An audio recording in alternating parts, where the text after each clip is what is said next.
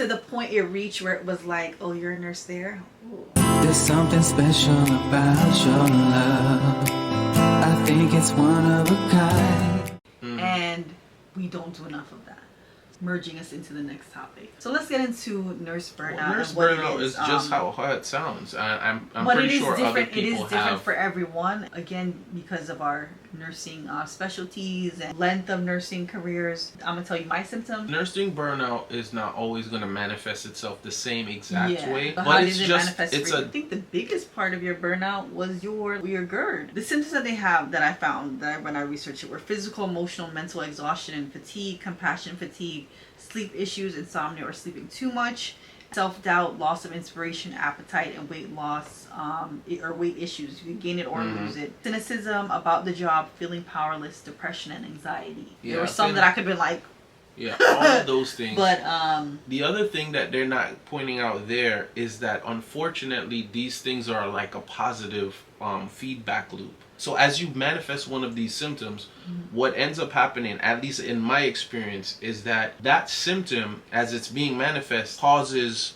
more burnout. So as I'm not getting good sleep, now I'm more exhausted at work, which causes me more anxiety at the job and those things like that. As I'm more getting cynicism of the job, and no, for sure, more hopelessness feeling. As I'm getting these physical symptoms, like when I'm getting GERD, I was actually getting GERD in nursing school. GERD is like a really bad acid reflux, burning thing, and it can be just stress related. I can pinpoint that I've had 3 major burnouts in my nursing career. The first one being first job, it was like, oh my god, do I know anything? That one I physically have like palpitations. I used to work Sunday, Monday, Tuesday, and from like Thursday I was having palpitations about going to work on Sunday. From Thursday, right? And then Saturday would be like full on like diarrhea, palpitations, like now I know like panic attacks and stuff like that. Leaving work, like that, because it was a cardiothoracic. These are people that are having open heart surgeries and cabbages and all these like crazy things. So we had a lot of codes, and it was nerve-wracking. You're eating and you're like shoving it down your throat. I already lost weight in nursing school, and then I like lost even more. I think I lost like another 10 pounds in my first year of nursing. And you end up regaining some of that, like a bit of calm, but that carries on. Insomnia, once that day off I would be sleeping like the whole day. It was very difficult to kind of manage that. And then again, my second and third time having it, I wasn't having like diarrhea, but I was having the palpitations and the anxiety at work, and like before going to work, driving to work, and like being so overwhelmed by that. The second time I went through it, Dan and I were just starting to date, and he was like, you never, like, you have to work that day before. It's like, oh, I'm not leaving my room. And he'd be like, no, you're not going to be sleeping in the room, like eating in the room and doing everything. It doesn't help. It makes it worse. And like, he wasn't a nurse then. Burnout from another job. I had burnout from a retail job where I'd have to wake up like way too early to go to Is it that the job. same? It's not exactly the same, but there are similarities where non-nurses or non-healthcare workers can relate. It's an unbalancing of work life. So like what you're saying there, like even in retail I knew what that was like. Like I would work say Monday and Saturday night, right? Depending on what I was doing, I was like, damn, tomorrow's Sunday. Now I'm off Sunday, right? Yeah. I am off. But the thing is, I don't want to go to sleep because I'm like, when I wake up, I have less than 24 hours before I got to be back at work. Yeah. Other people in retail would always complain about this, is that like you close at and one night and then you're opening up like the they used to like to sandwich your days off. So it's like you close Friday if it was your weekend off, and open Monday. So they inched in as much as they could into your weekend, and then inched in to the end of your weekend as much as they can, and sandwiched it. And it was just bad work-life balance, like I said. But I bring that point up because in nursing, when you work nights, you kind of go through that. Because if you work Thursday nights, you don't leave till Friday, right? Friday morning. But then you're like, oh, I'm off Friday. But you might come back to work that Saturday. you were like, oh, I literally just left yesterday, even though I had a day off. And you're like, no, you had 24 hours off. Like, yo, you're good. But you feel like you didn't get a break because you left a completely different day. The circadian rhythm thing and the whole changing back to days is difficult for certain people. Yeah. It's not as difficult for me, but it is difficult for people. Yeah, it's to be honest, I had to work 3 months of day shift for orientation in one job, and I have to say it was kind of the same thing, like, because when you get home at 8:30 or something like that, right, and you got work the next day, say now I was off for one day, right, yeah, I left at like 7, right, then when I get home I'm exhausted, so I end up going to sleep early, right, and then that next day that I'm off, remember, I gotta go to bed to get up at the butt crack of dawn, so I get the same amount of hours off, but there's no staying up and Netflix and chill and all of that. If you're not a nurse and you're listening to us, right, or if you're a nursing student and you're like, oh, you know, you don't really think about some things, especially when you were working like a day shift, right, and you're like, oh, I need to run to the supermarket before I go home, right? You go and pick up a couple groceries, or you go stop and grab something to eat at it's 9:30, 10 o'clock before the time you hit home. You shower, you go to sleep, you're like, oh, I still need downtime. Like, I want to watch a show. You're not going to bed until like TikTok. Maybe 12 o'clock. Yeah, and then you got to be up by 5. And then you got to be up again until 5. All that works into your burnout. Like, because you're physically tired, and then the burnout makes you feel fatigued, you know? Yo. That makes so I was going through a little bit of burnout one time, and I didn't care if you said the wrong thing to me. I was gonna let you like know about, like, not hold back, and I didn't mean like let you particularly have it, but I wasn't gonna hold back and be like, you know what, don't say that to them, you know, whatever. And somebody was like, yo, I don't know how you work night shift, right? And they just they set me off with this, and sorry, I apologize in advance to my day shift people. Big up to my day shift people. I went off on this poor girl. Like, I was like, he told me this comment, and I was like, what? You don't know how I work night shift. I don't know how you work day shift. You get paid less for doing it. All the damn managers are there. And I started going into all of these things that I hated about day shift. And I could see that once I was done, she went from like, I like crumbled her like. Yeah. Because she was like, yeah, you know, like you get off and like the whole like your days are flipped. And I was like, yo, when I get off and I go to the store in the morning after work, nobody's there but old people. Like, it's the best thing in the world. When you get off, you're getting off with all the 9-to-5ers, fighting with them, trying to get into the stores. And by the time I was done with like talking about all the negatives, because both sides have negatives, right? I could tell that I like damaged her like outlook, and I felt bad because I was like, all I did just share my misery with her. Like, all I did was like, I'm going through burnout, and instead of just like defending myself, you think you're better off, but let me show you that you're not better off. I broke her damn glass menagerie. That actually kind of like, it leads to like the whole what else happens when you are going on in your little burnout bubble, right? Number one, when you're burnt out, sometimes you don't even realize you're burnt out. Okay, that's one thing. That's the most dangerous. That's the most dangerous, right? Then the other part of it is, you know, you angry and burnt out, and then you start to like, you share it. You like, you just want to let everybody know like what he did, and can't remember this woman's name, right? But even if I knew her name, I wouldn't be telling you. But this nurse, this was this second burnout, but this nurse, she used to come and float to our floor, and she was just so bubbly, and it used to piss me off. I'm gonna tell you that. In that's my when burnout, you know you miserable. That's when you know, right? It would piss me off. She'd come and sit down and want to talk to me and like, oh, how's your night going? And like giggle at everything. I'd be like, yo, what is so funny? What you giggling at? Like, what is so funny? Even my friend Kim was like, yo, why are you so angry? I'm like, I don't know. And it took me her saying something that I then like realized, like, oh my god, I feel so bad about it. It's horrible, right? I don't understand it's horrible because the cloud has been lifted. I'm out of that phase of burnout, right? But one night she turned to me and she was like, like I said, this woman was always smiling, and she was tired. She was like, oh, I was doing a bunch of like overtime, and she was like, you know, some people don't know, like, you know, they see me come here and like always smiling and don't know why I'm always smiling. And she was like, the floor that she was on was so toxic. The nurse manager never cared for any of them. That was like supposed to be an overflow floor, and sometimes they close them and they float them, and this nurse manager was just, her goal was to get to a certain department and stuff like that. So her goal was not to maintain the patients, maintain her staff. That was not her goal, right? So she said eventually they closed the floor, and all the nurses, they were like, oh, these are your options. You could either find another floor, go to float pool. And she was just so happy because she was like, the environment was so toxic. She was so happy to then be in the float pool department where she could pick her schedule, where she can be like, oh, you know, can you send me to these floors? I like these floors. Like that they were flexible with her. And she said, that's why I'm so happy. That's why I come to the floor and I'm happy. And I know if I like the floor and I'm coming back tomorrow, I can maybe ask, you know, the staff, oh, can you send me back to that floor? Or if it's a horrible night, I don't have to come back to that floor. I have no connection to that. And I felt it clicked to me, like I am taking out my anger about my current department, my floor, the toxicity of the floor, and not realizing that this woman had that same toxicity somewhere else, and I'm mad that she is in a different phase in her life. Isn't that horrible? And like it like makes me sad that I was so angry at this woman. It's embarrassing.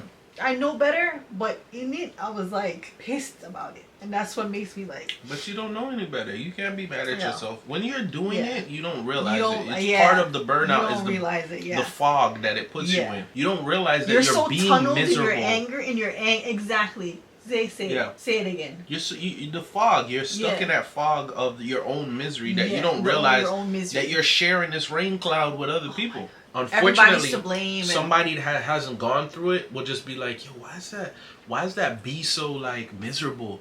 But if you've been through burnout, then you can actually identify the fog and be like, oh, that person is being miserable with people, but they're in burnout and they might not see it. But you know what? There's nurses that don't want to admit that burnout is a thing.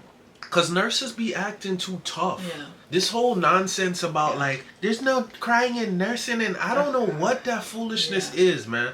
It just is part of, unfortunately, the toxicity in nursing is this denial of being vulnerable. Like, we're perfect people, you know, and like we are impervious. And if we didn't notice something, how could you have not noticed? Didn't you notice this vital sign was slightly off, or this one lab out of the 800 that I've run where this was obvious? And so let's talk about causes: extensive work and not feeling compensated, staffing shortages, traumatic patient situation, challenging / toxic work environment, feeling unappreciated, lack of respect by coworkers / administration and patients, etc. There's one last one that I'm going to add in there, and it actually connects back to all of those things. And what it is never stopping and acknowledging any of those things. If you don't stop and acknowledge, like, I'm in a toxic environment, I just went through a traumatic situation, whether it's a code or this, or running into a patient that reminds you too much of a family member, or whatever it is, and you just keep going as if like, no, we're just going to keep rocking with this because this is just every day, or not having anybody to relate to. Everybody else in your department is acting like Attack of the Pod people, so you're looking around like, yo, is no one else has a problem with this? Makes you feel crazy. No. All right. So one night, right, I was like, again, just like, yo, this is ridiculous. Why am I here? Why am I doing this? I'm feeling unappreciated. This is just insane. Like, I can't be coming to work and having palpitations and like full on like, yo, I physically feel like I'm having palpitations. Like, this is crazy, right? And I'm like, why am I doing this? This can't be worth the money, right? The stress of this can't be worth the money. I was talking to Kim, right, about this, right? And two older nurses who I'm talking about like 30 years experience, right? Overhear us talking. And they're like, which I rarely let other people hear us talk, because it's, you know, people willing to like, oh my gosh, complain to other people, and in Jamaica we used to call like sus is gossip and stuff like that, right? And they heard us talking and they were like, oh yeah, we have palpitations too. And we're like, wait, what? You guys have been doing this for 30 years? And they're like, yeah, exactly, because when we started, nursing wasn't like that. And they had to admit that. And they were like, yeah, we have diarrhea, and I'm on anti-anxiety medications and all normal. That. What is wrong? And I'm like, people? Wait, what? You guys are going through, they're like, yeah, we have palpitations all the time. Like, I go to a psychiatrist and this and that, and I'm like,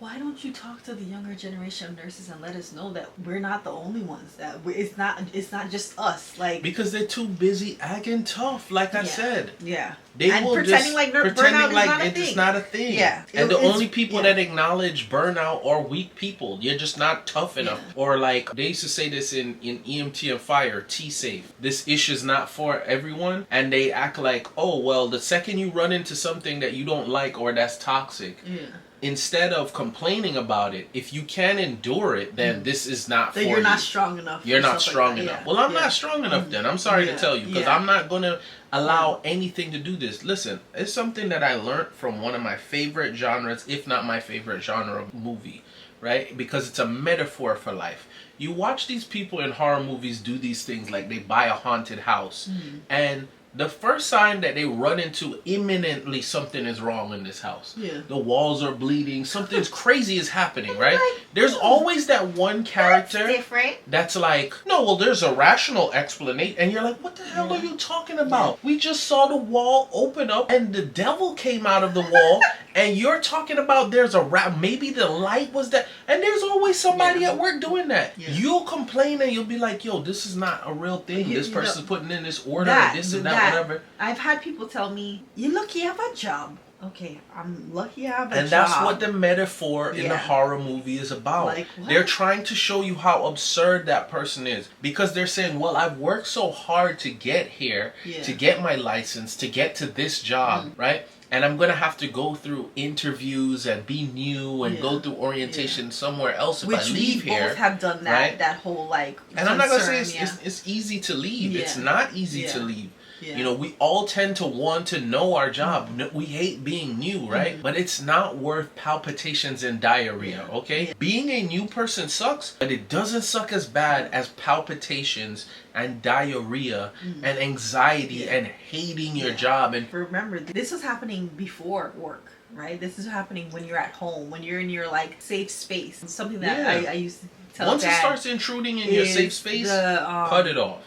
Is the ICU fatigue, the beeping sounds.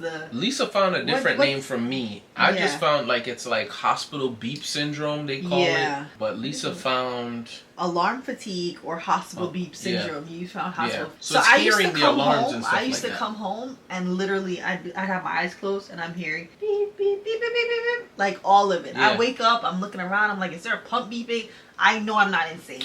I think the only reason why I'm immune to this, as a gamer, growing up as a gamer, we would have fatigue from sounds. Like, you would turn off your game and, like, hear, you know, like, the one-up, and all this, like, sounds in your head. So you've gotten used to being able to dump those sounds away. Can I tell you when my last burnout, I guess, since, you know, and it wasn't, like, a full-on burnout, but I knew I was getting there, right?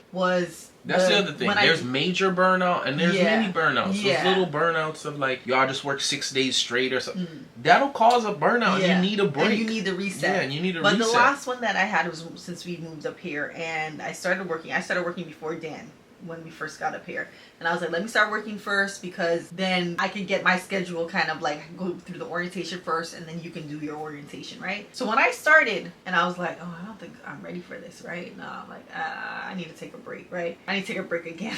So I left and I would call Dan at work and I'd hear like the beeping sounds and I'm like, nah, I gotta call you back. Call me when you're out of that room or wherever you are. You don't remember that? Just the sound would trigger me into be like, yo, I can't hear what you're saying. Like, you know, like Peanuts where it's like, wah, wah, wah. Like, I can't hear anything you're saying. Literally all I can hear is the alarms going off. And in my brain, it's like, I want to help. You can't focus. All right, so one time I was working at this place, right? The provider ordered something for... A provider is like a doctor or somebody who can prescribe things, right?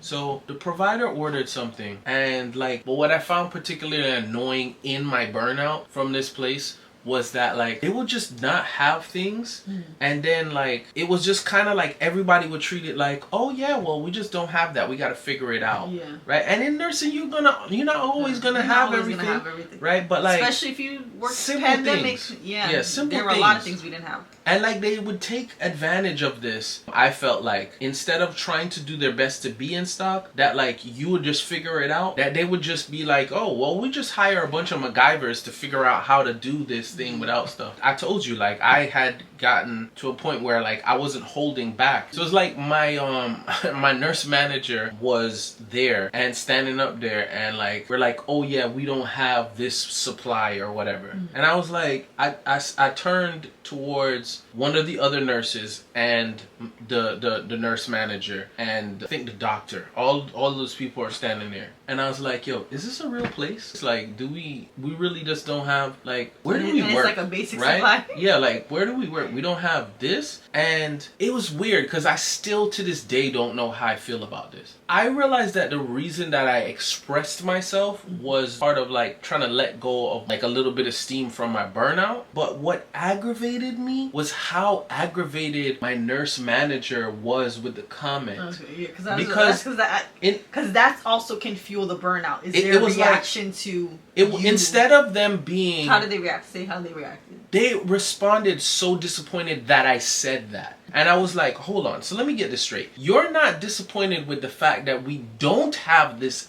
basic, simple supply that we need to have, that's crucial, that is actually ridiculous that we don't have it. You're upset with me that I would express that I would be negative in a way. And it aggravated the piss out of me.